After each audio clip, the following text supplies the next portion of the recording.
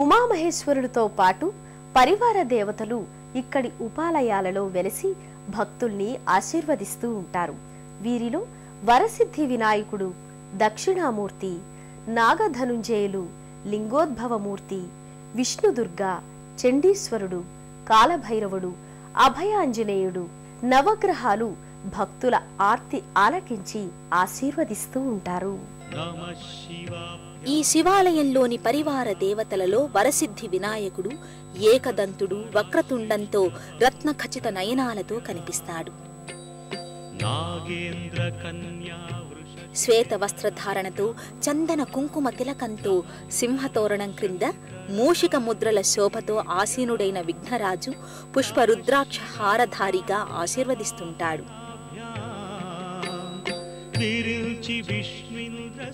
రత్న కలశం కుడివైపుకు తిరిగిన తొండం మధ్య ఉండడం విశేష ఫలదాయకం.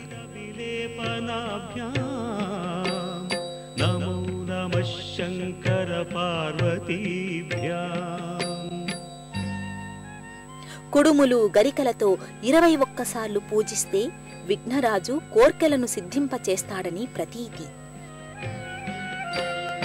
అనఘం జనకం జగతాం ప్రథమం వరదం కరశూలధరం సులభం కరుణాంబునిధిం కలుషాపహరం ప్రణమామి మహేశ్వరమేకమహం. అభయాంజనేయ స్వామివారికి మంగళ శనివారాలలో భక్తులు ఆకుపూజలు నిర్వహించి అభీష్టాల్ని పొందుతుంటారు. రమణీయ రుచిం కమనీయతనం నమ సాంబ శివం నత పాపహరం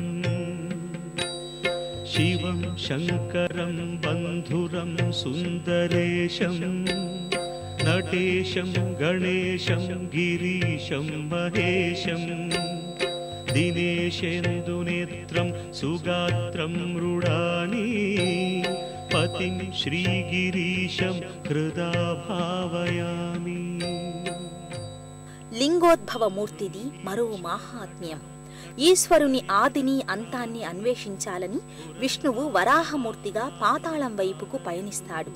బ్రహ్మ హంసగా మారి స్వర్గం వైపుకు ఎగిరిపోతాడు. శివుడి ఆద్యంతాలు తెలుసుకోలేని బ్రహ్మ విష్ణువులకు మహాశివరాత్రి నాడు లింగ రూపంలో దర్శనమిచ్చిన విశేష ఫలప్రదాయక రూపమే ఈ లింగోద్భవమూర్తి.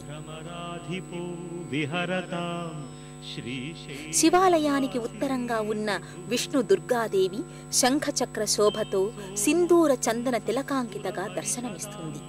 ఈమె రాహుదోషాలను పరిహరించే దేవత. నాగధనుంజయులుగా పిలువబడే ఈ సర్పమూర్తులలో పంచశీర్ష నాగసర్పం ఓ భారీ శిల్పం. పెనవేసుకున్న జంట నాగులు రాహుకేతు పూజలతో నాగదోషాల్ని పరిహరిస్తూ భక్తులకు శుభప్రదాలవుతున్నాయి. శ్రీ చండీశ్వరుడు సుఖాసీనుడై పద్మహస్త ఊరుహస్త శోభతో అలరారే శివగణ ముఖ్యుడు. శివపూజానంతరం ఏర్పడే శివ నిర్మాల్యానికి అధికారి అయిన ఈ స్వామి అత్యంత శివభక్తుడు.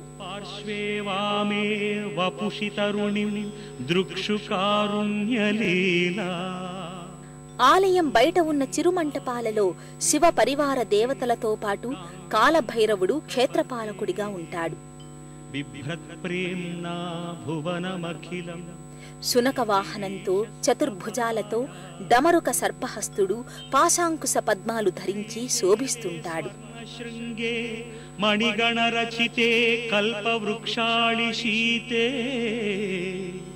స్ఫీతే సౌవర్ణ రత్న స్ఫురిత నవగృహే దివ్యపీఠే. పద్మాసనంతో అరచేతులు కలుపుకొని కూర్చున్న ఆంజనేయ ప్రతిమ మరొక ఆకర్షణ. నవగ్రహాలు భక్తుల ప్రారబ్ధ కర్మల దుష్ట ఫలితాలను నివారించే శక్తి స్వరూపాలు.